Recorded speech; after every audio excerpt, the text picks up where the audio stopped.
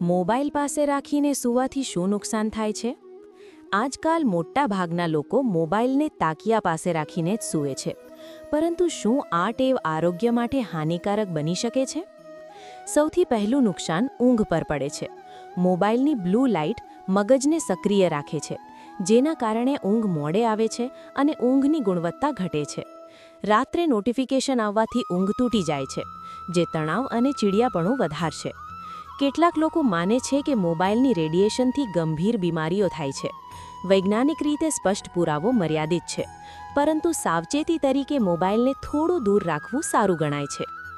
સ્વાસ્થ્ય નિષ્ણાતો જેમ કે વર્લ્ડ હેલ્થ ઓર્ગેનાઇઝેશન સામાન્ય રીતે સલાહ આપે છે કે રાત્રે સારી ઊંઘ માટે સ્ક્રીન સમય ઓછો રાખવો જોઈએ. સારી ઊંઘ સારું આરોગ્ય લાવે છે, તેથી મોબાઈલને થોડી દૂર રાખો અને શાંતિથી સૂવો. આવા બીજા વિડીયો જોવા માટે ચેનલને સબસ્ક્રાઇબ કરો.